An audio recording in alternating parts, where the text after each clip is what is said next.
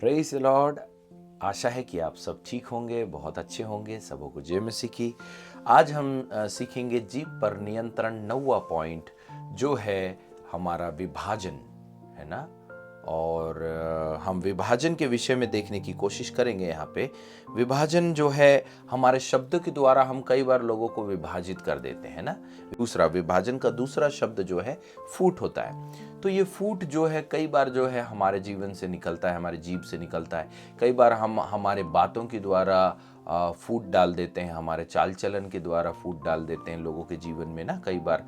तो ये फूट जो है हमारे जीभ से निकलता है। तो ये जीभ पे हमको इस बात पे नियंत्रण रखना है कि हम किसी के बारे में, किसी के बीच में कोई भी ऐसी बातें ना बोले जिसके कारण उनके बीच में फूट या विभाजन हो जाए। आइए हम देखने की कोशिश करते हैं यहाँ वचन हमको क्या सिखाता है। Proverbs 6 chapter and 19th verse यहाँ पे हम देखने की कोशिश करते हैं। चलिए पढ़िए, देखते हैं क्या है।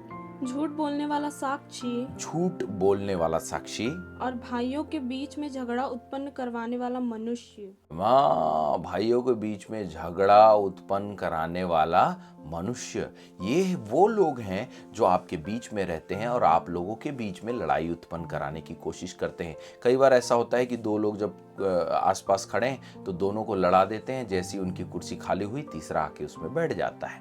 ये राजनीति बोलते हैं, इसी को बोलते हैं विभाजन। तो कई लोग जो है अपनी बातों के द्वारा, वो करते कुछ नहीं, लेकिन उनकी जीभ इतनी डेंजर होती है कि वो आके ऐसी बात आपके दिमाग में बो जाते हैं जिसके कारण से आप उनकी बात को सच समझ के सामने वाले पर शक करने लगते हैं। इसी को विभाजन बोलते हैं। और इसी से रिश्ते, कई अच्छे रिश्ते टूट जाते हैं, कई अच्छी बातें जो है वो खत्म हो जाती है हमारे जीवन में। कहीं ना कहीं उसका अटैक हमारे जीवन पे होने लगता है। यहाँ पे हम देखते हैं, है ना। अभी फिर से एक बार उसको पढ़ना। झूठ बोलने वाला साक्षी और भाइयों के बीच में झगड़ा उत्पन्न करवाने वाला मनुष्य, है ना। ये वो मनुष्य, कई बार हमको वो मनुष्य नहीं बनना है कि हम भाइयों के बीच में झगड़ा करा दें या कलीसिया के बीच में झगड़ा करा दें। कई बार हमारी वो बातें, कुछ बातें जिनको हम लोगों को बताते हैं या समझाते हैं, वो किसी के लिए झगड़ा कराने का कारण बन जाती है। अरे वो तो तुम्हारे बारे में ऐसा बोल रहे थे, वो तो आपसे अच्छे से बात कर रहे थे, लेकिन हमको आपके बारे में बुराई बता रहे थे। और वो तीसरा व्यक्ति जो है गेम खेल के हम उसको अच्छा सोचते हैं और वो हमारे बीच से गायब हो जाता है। आइए और हम वचन देखने की कोशिश करते हैं। यहाँ पे यूहन्ना रचित सुसमाचार उसका 12 अध्याय उसका 4 से 6 पद तक। परंतु उसके चेलों में से यहूदा इस्करियोती नामक एक चेला, अच्छा जी, जो उसे पकड़वाने पर था, यीशु मसीह को पकड़ाने पर था, कहने लगा, यह इत्र 300 दिनार में बेचकर, अरे बाप रे, कंगालों को क्यों ना दिया गया। हाँ, बड़ा अच्छा दिमाग दे रहा है यहाँ यहूदा इस्करियोती। बिजनेस माइंडेड था, उसको मालूम है पैसा कहाँ से लेना है, कहाँ से गायब करना है उसके दिमाग में हर समय। कई बार जो है कलीसिया में भी कई बार विश्वासी लोग जो है, कुछ विश्वासी लोग बोलते हैं इतना दान का पैसा आ रहा है, चलिए हम वहाँ जाके गरीबों को खाना खिलाएंगे, चलिए हम जाके वहाँ ये करेंगे, है ना। तो इससे साफ रीति से समझ में आ रहा है कि कहीं ना कहीं ये विश्वासियों के दिमाग में प्रभु नहीं है, परंतु इनके दिमाग में पैसा है। और कई बार कलीसिया में लोग जो हैं पैसे के चलते विभाजित हो जाते हैं, उनके दिमाग में नफरत आ जाता है, फिर दो पार्टी बन जाती है। अरे ये तो लालच आ जाता है, अरे इनका काम बन रहा है, इसलिए दो गुटबाजी बन जाती है।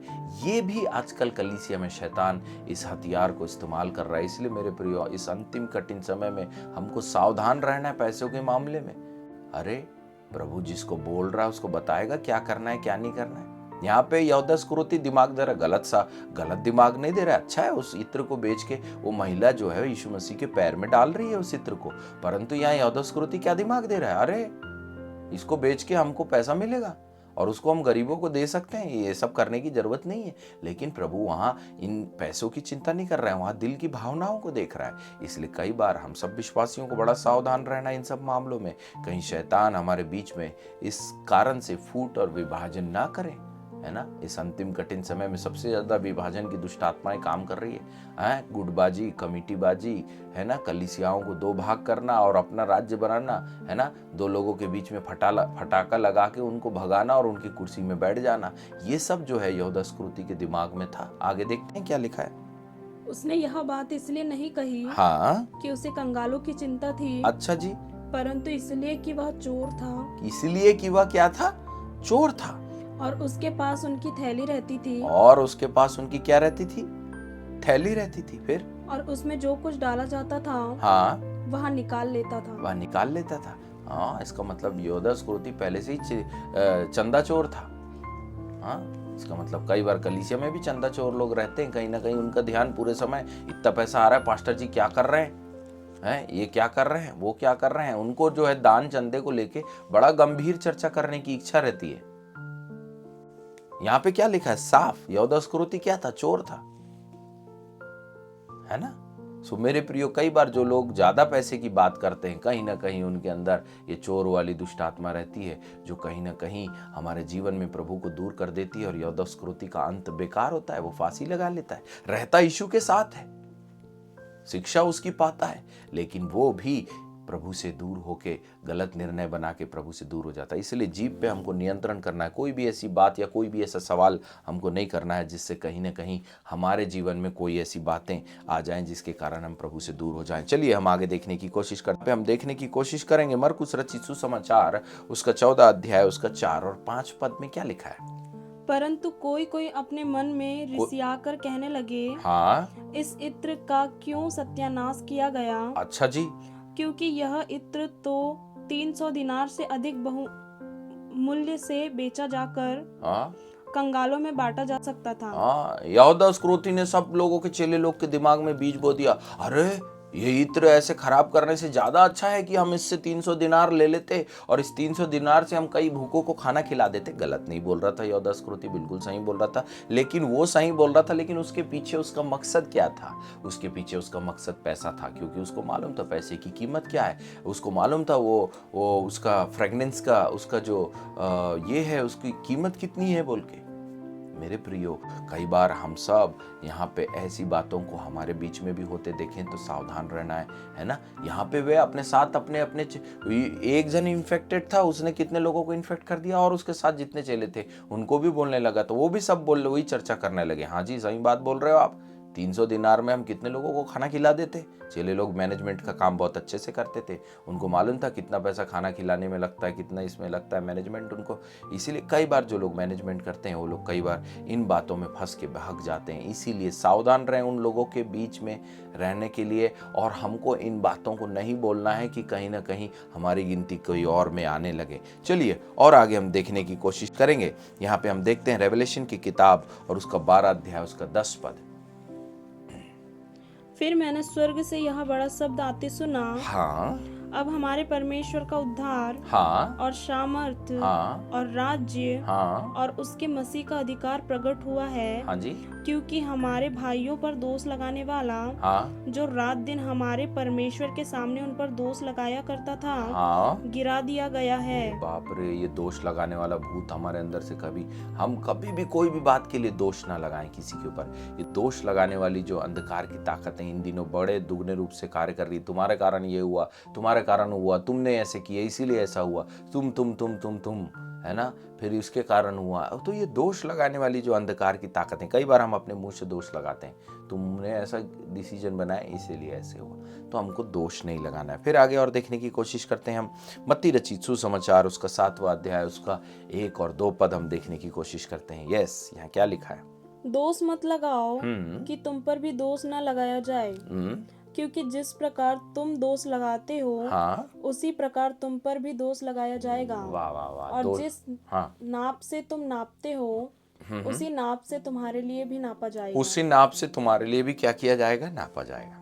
इसीलिए मेरे प्रियो, हम इस वचन को सब जानते हैं, हम अपनी बात में हर समय दोष लगाने में आगे ना रहें, जीभ पे नियंत्रण रखें ताकि आप ज़्यादा दोष ना लगाएं, प्रभु के लोग दोष ना लगाएं, परंतु जो गड़बड़ है उसको सुधारने की कोशिश करें, जो बिगड़ गया है उसको सीधा करें, जो टेढ़े मार्ग हैं उसे सही करें, है ना, परंतु दोष मत लगाइए, है ना। इन बातों को हमको ध्यान रखना है। इस अंतिम कठिन समय में प्रभु हमें शक्ति दे कि हम दोष ना लगाएं, हम विभाजित ना करें, हमारी बातों से विभाजन ना हो। कई बार हम किसी की बुराई बोलते हैं, आप बोल तो देते हैं परंतु उसका रिजल्ट नहीं सोचते कि आगे दोनों भाई के बीच में झगड़ा हो जाएगा, आगे कलीसिया में झगड़ा हो जाएगा, आगे लोगों में, परिवार में झगड़ा हो जाएगा, रिश्तेदारों में झगड़ा हो जाएगा, 2 पार्टी बन जाएगी। कई बार हम अपने जीभ पर नियंत्रण नहीं रख पाने के कारण हम विभाजन का कारण बन जाते हैं, है ना। मेरे प्रियो, हम सबको इस बात का पूरा ध्यान रखना है कि हम चेले लोगों के बीच में, यहूदा इस्करियोती ने अच्छा बात बोला, गलत नहीं बोला। उसने बोला इस इत्र को अगर यदि हम बेचेंगे तो 300 दिनार मिलेंगे, उस 300 दिनार 350 दिनार में हम अच्छे से लोगों को खाना खिला पाएंगे, अच्छा बात बोला, बिल्कुल पॉजिटिव, उस कहीं से कहीं तक गलत नहीं था। लेकिन उसके बोलने से बाकी लोग भी ये बोलने लगे, हाँ हाँ ऐसा होना चाहिए, तो एक पार्टी बन गई। तो पार्टीबाजी ये शुरू से, है ना, उसका ध्यान कहाँ लगा रहता था? दान चंदे में। उसने कौन सी बातों में लोगों को खींच के ले गया? वहाँ वो ये नहीं देख पाया कि वो इत्र यीशु के चरणों में जो जो कुछ भी उसका कारण था, यीशु मसीह उसको दूसरे नजरिया से देख रहे थे। हम कई बार सोचते हैं कि पैसे का अच्छा यूटिलाइज होना चाहिए, अच्छी बात है, लेकिन कई बार प्रभु यीशु मसीह उस यूटिलाइजेशन को कैसे देख रहा है, उस नज़र को हमको समझना है। गुरु किस तरफ फोकस कर रहे हैं? चेले लोग तो बोल ही रहे हैं, लेकिन कई बार जो है चेले के बोलने से भी गुटबाजी हो जाती है, पार्टीबाजी हो जाती है। इसलिए आप इस अंतिम कठिन समय में अपने जीव को नियंत्रण रखें और अपने नियंत्रित रूप से इन बातों को प्रकट, ये सच्चाई है मेरे प्रिय, हो जाता है कई बार हमसे। इसका मतलब ये नहीं है कि हमको पीछे रहना है। प्रभु आपको इन सब बातों से बचाना चाहते हैं। इसीलिए आइए हम प्रार्थना करते हैं। हे पवित्र आत्मा, आप हमारे जीभ पर नियंत्रण लीजिए ताकि हम किसी की बुराई ना कर सके, हम किसी के बीच में फूट ना डाल पाएं, हम किसी की बुराई करके किसी के बीच में लड़ाई ना कराएं। प्रभु हमारी बातें किसी के रिश्तों को तोड़ने ना पाए, वरन निरंतर हमारी बातें कलीसिया को जोड़ने और कलीसिया में आगे बढ़ने में मदद करने पाएं। स्वार्थवाद, लालच और विभाजन हमारे जीवन में से दूर होने पाए। पिता, इस जीव के द्वारा प्रभु हम लोगों के जीवन में कड़वे बीज ना बोने पाए, परंतु हम इस जीव के द्वारा लोगों के जीवन में मेल मिलाप और एक साथ आगे बढ़ने के लिए प्रभु हम लोगों को सच्चाई बताने पाए। हे पवित्र आत्मा, आपको धन्यवाद देते हैं, ना तो बल से न शक्ति से, परंतु सब कुछ प्रभु आपकी आत्मा के द्वारा होने पाए। हर एक के जीवन में ये वचन गहरे रूप से कार्य करने पाए। पवित्र आत्मा, ऐसी हम आपसे प्रार्थना और विनती करते हैं। आपको हम धन्यवाद देते हैं, महिमा, आदर, गौरव और सम्मान आप ही को देते हैं। पिता प्रभु यीशु, हमारे जीव पर नियंत्रण कीजिए, इसे अपने लहू से धोकर शुद्ध करें, ताकि हमारे जीव से किसी के भी प्रति, किसी के भी बात, हम किसी के लिए फूट का कारण ना बने और गलत बातों में भी हमारा मन ना जाने पाए। ऐसी हम आपसे प्रार्थना और विनती करते हैं। आपको धन्यवाद देते हैं, प्रभु यीशु मसीह के नाम से मांगते हैं, आमीन। प्रभु आप सबको खूब आशीष दे। सबों को जय मसीह की। Praise the Lord. यदि आज के वचन के द्वारा आपने आशीष पाया है तो आप इस वचन को शेयर करें, लाइक करें और सब्सक्राइब करें। साथ ही आप हमें इंस्टाग्राम में और फेसबुक में भी फॉलो कर सकते हैं। धन्यवाद। आप सबको प्रभु खूब आशीष दे। जय मसीह की।